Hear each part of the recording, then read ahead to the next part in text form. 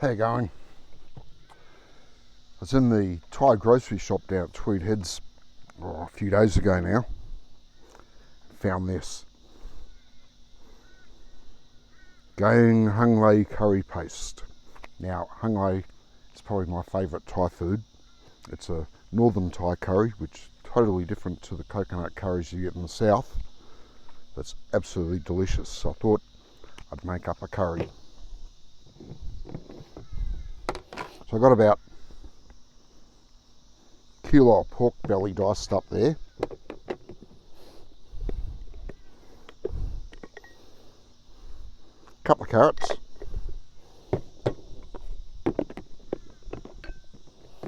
Just roughly chopped up. And I've got a pretty decent sized onion, and believe it or not, there's about 6 whole cloves of garlic in there as well. Onion's just been cut about 1-inch cubes approximately. Same as the pork, 1-inch cubes. So with the pork, we're just going to open up this, squeeze it all out into there. It does come out.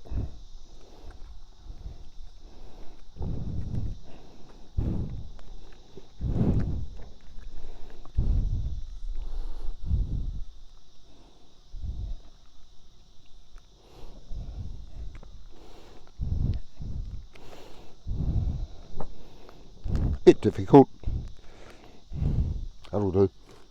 Plenty there for that amount of pork.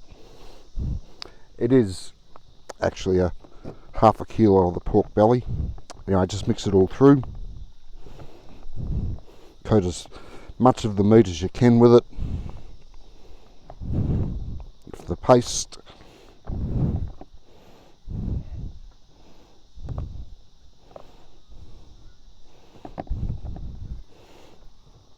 Paste is a bit stiff, so it's a bit awkward, but doesn't matter, it's all going to end up in the pan together anyway.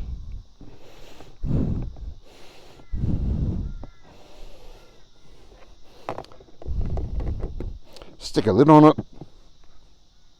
then stick the pork in the fridge. Oh, stick it all in the fridge, but leave the pork marinating in the paste for an hour before we start cooking it. Now that'll give me time to run up to the local food works to see if I can get a bit of green stuff to chuck in it as well. Alright, see you in an hour. Righto, the meat's had about an hour and a half of marinating. Get some heat under the pan and let's start cooking. Just going to put a little bit of oil in there. Just a touch. I did manage to get a bit of green stuff up at Foodworks, bit of baby spinach. Doesn't really need to be cooked off, just put it on the plate, put the hot curry on top of it, that's all the cooking it's going to need. I did also get a spud. Now, don't normally put a spud in a Hung Lei curry in Thailand, but what the hell, I like potato and curry. There is a bit of a wind. Could play havoc with my flame, but we'll give it a go anyway. I'm pretty sure that before this is ready, the gas bottle will be empty. I'll need to change that over, but I'm all ready to go there. The pan's hot enough. It's not smoking hot, but it doesn't have to be for this. So far the gas hasn't blown out or run out. Let's add in the pork and the paste.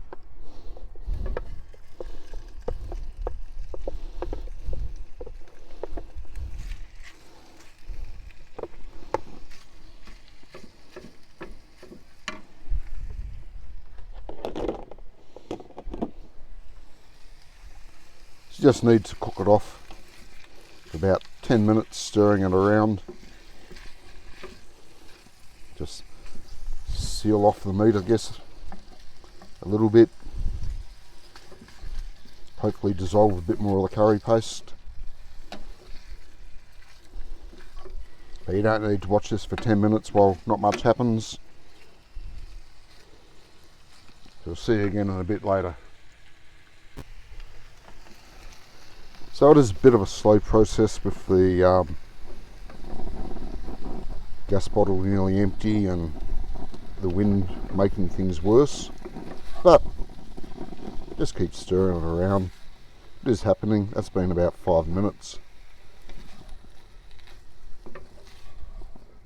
And the recipe on the pack of the paste did say 10 to 15 minutes.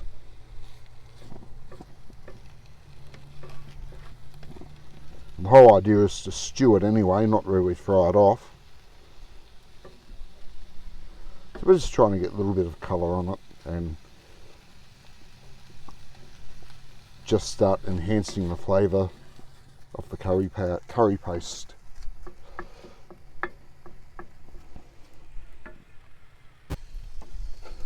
So that's about the 10 minutes. Colour it up a little bit, develop the flavours from the paste just a bit. You don't want it to stick too much, which it will if you cook it too long. So that's going to do me. At this point, the instructions on the pack say add water until the meat is just covered. Well, I got some chicken stock. I'm going to use that. It's only a small container. If it's not quite enough, yeah, I'll add a little bit more water, but you get more flavour out of it if you use this rather than just the water. And in it goes.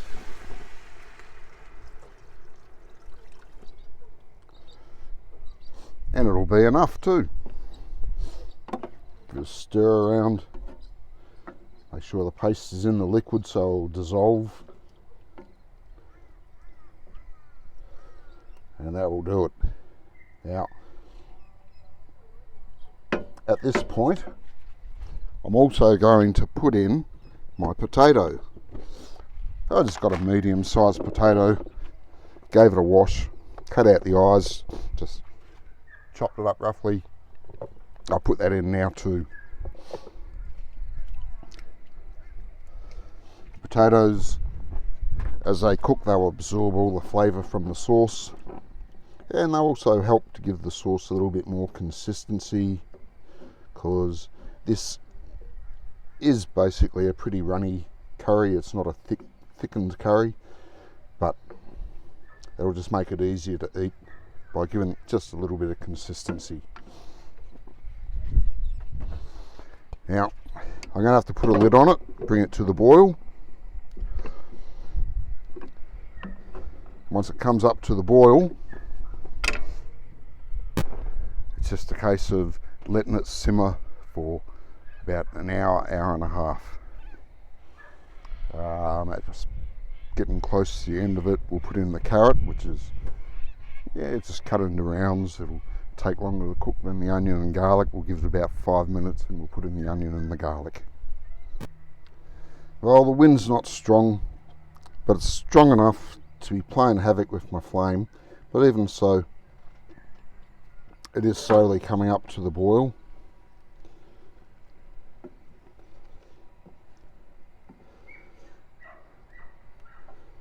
And we're starting to get a bit of drizzly rain here. Probably another downpour along the way.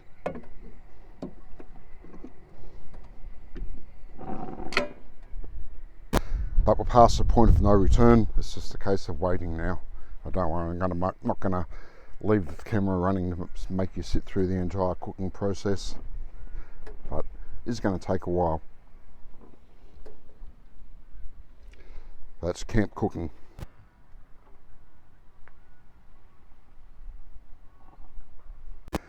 I did just check the gas bottle. There is still a fair bit of weight in it, so I don't think it's anywhere near empty. It is a slow stove to begin with.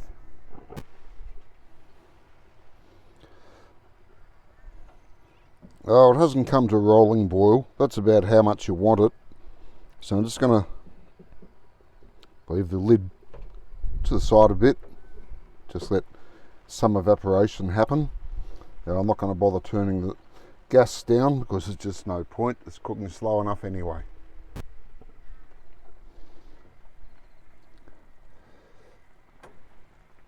We'll try without the lid.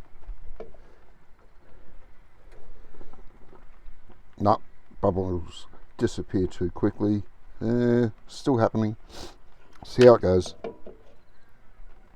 With the lid on,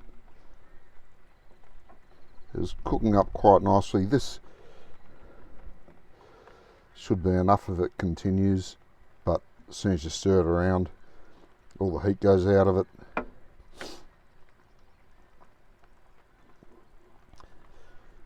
But it will reduce better without the lid.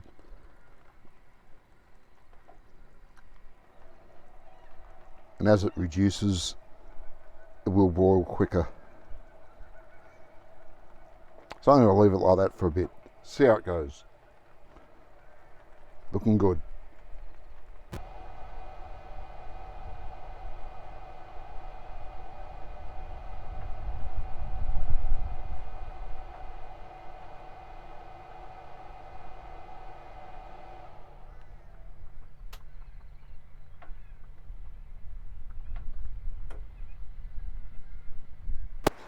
Well, this has been simmering away for about half an hour now. As you can see, as the liquid reduces, it boils faster. So I am now going to be turning the heat down a bit. Of course, also the bruise has dropped off a bit, so it's not playing havoc with the flame as much.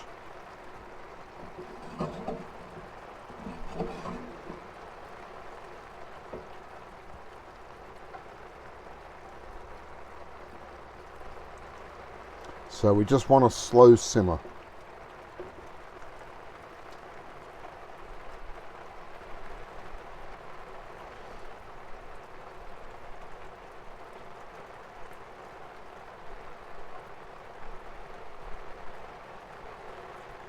The bits of potato, pretty well cooked.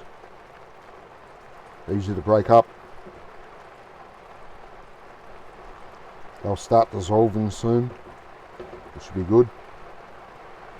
And I might need to stick a bit more liquid in there. Depends how cooked the pork is.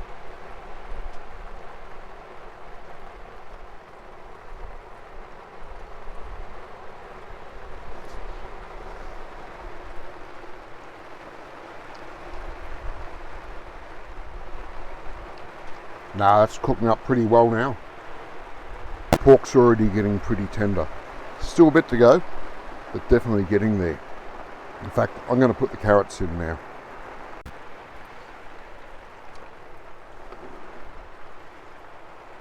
And in they go. Give them a stir through.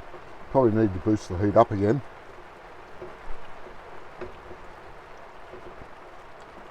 That'll take all the heat out of the liquid.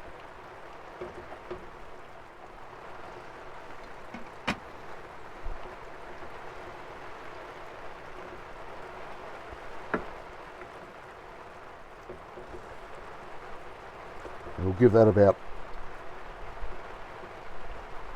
5 to 10 minutes before chucking anything else in. 5 minutes, I think. I do want the potatoes to be pretty well cooked, which is why I put them in at the beginning. But the carrots, the onion, the garlic, I still want them to be, well, not so much the garlic, but the onion and the carrot, I still want them to be nice and firm. Don't want them mushy, or mushy as my sons used to call it. No one likes mushy vegetables. Well, some people do. Some people like the tin vegetables. I'll pass on them. Now, I did cheat a little bit while you weren't watching.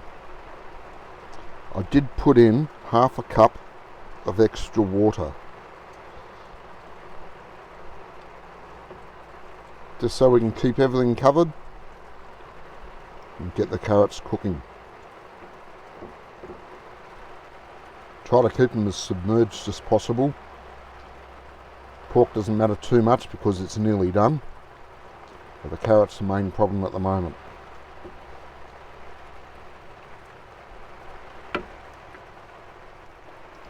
Anyway, they only need a few minutes, won't be long.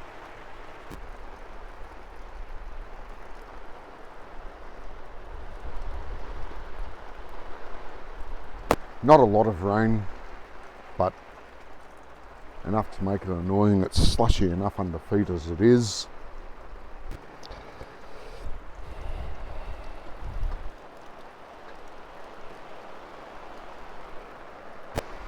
Yesterday, this is 2 inches deep in water where I'm standing, and it's on a slope, a bit of an incline there. The drive into the showground yesterday was underwater for a great part of it. Otherwise I would have cooked this up yesterday. It was just too wet out here. Ended up having ham sandwiches. So the carrots have had 10 minutes.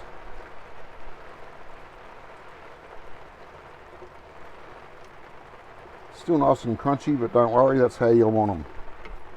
We'll chuck in the onion and garlic.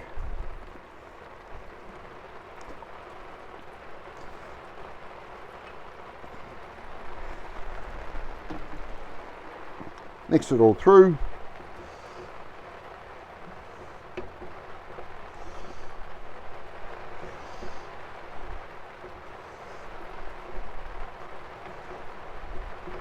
It's reduced down quite enough, don't really want to reduce it anymore. I'll stick the lid on it from now on.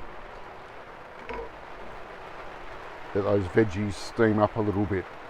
And this will be about 10 minutes and we'll call it done.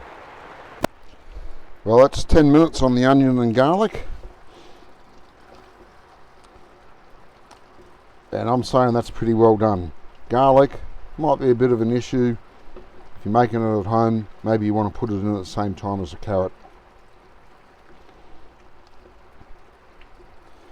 But it doesn't bother me.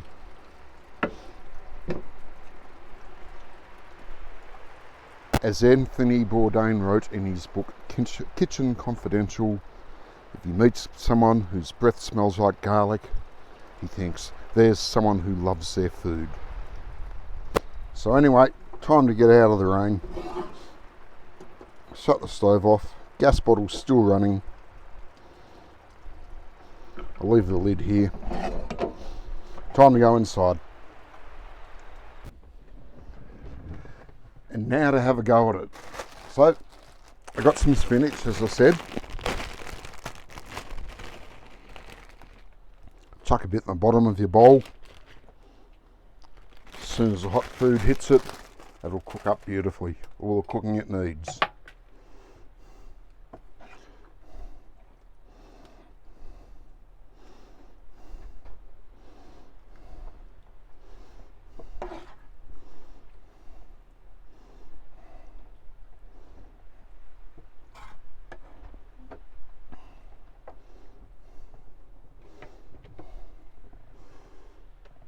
And have a look at that. Looks good to me.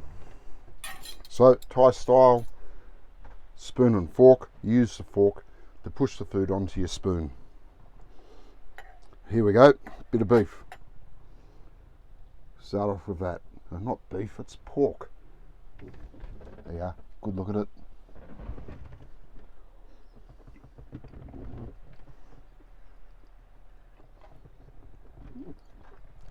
It's good.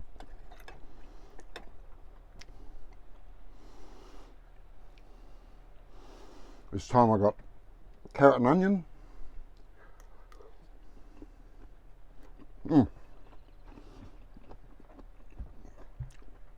Carrots cooked perfectly. It's soft but still a touch of firmness.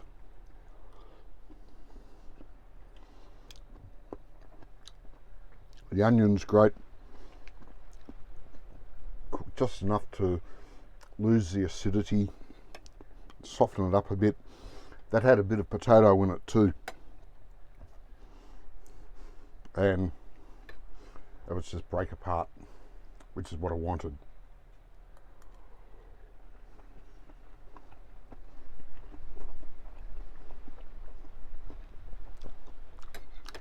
Now, first time I had hung lei was when I was visiting a so-called White Temple in Chiang Rai. Now, the White Temple used to be a big Buddhist temple complex, but had been long abandoned and falling into disrepair. A local artist bought it, restored it, and did his own decorations and installations around the place and turned it into, I don't know what to call it. It is not an operating Buddhist temple anymore. It used to be. It's just, well, I'd say it's a grotesque mockery of Buddhist temples, quite honestly. I'll try to find some photos to put it in.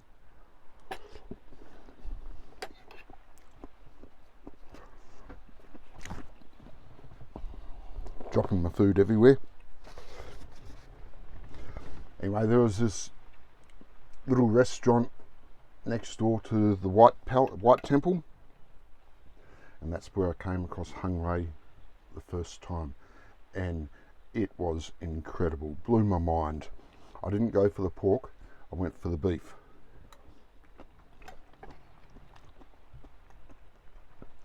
It was beautiful tender chunks of chuck steak, simmered away beautifully, perfectly cooked. It was amazing.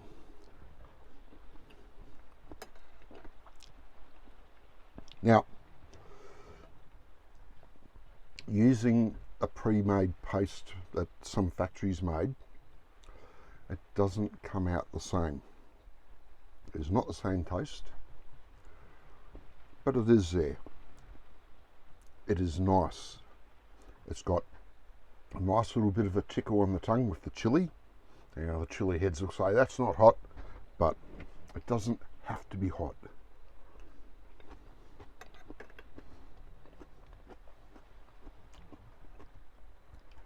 You'll notice that I didn't use any coconut milk, which Thai curries are pretty famous for. The green curry and the red curry, the yellow curry.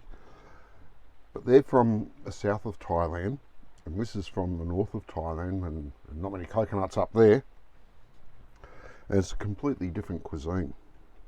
You know, this is my favourite Thai food, Hung Wei.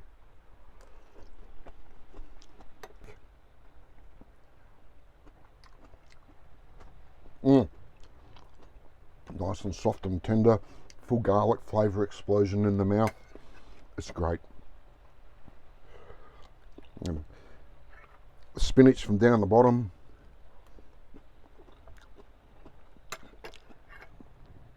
Wilted down a bit from the heat of the stew. It's great. So you got your veggies in there, so your mum's not going to get cranky with you.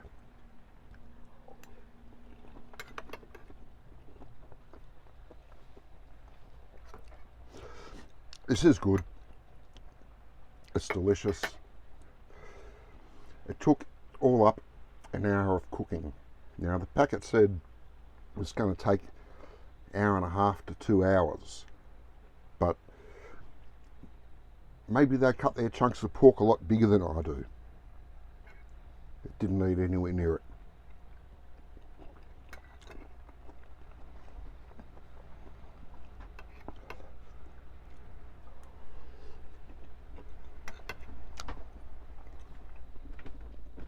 Anyway, there was no booze used in the cooking, so there's no call for one for the pot, one for the cook. But here's to Keith anyway. I'm sure he would love this.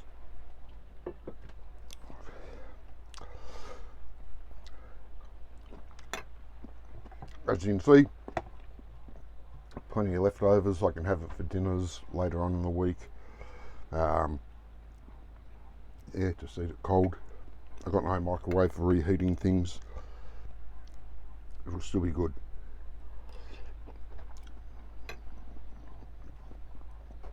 So that's it. I'm going to sit here in peace and eat this. I'll see you next time. Catch you later.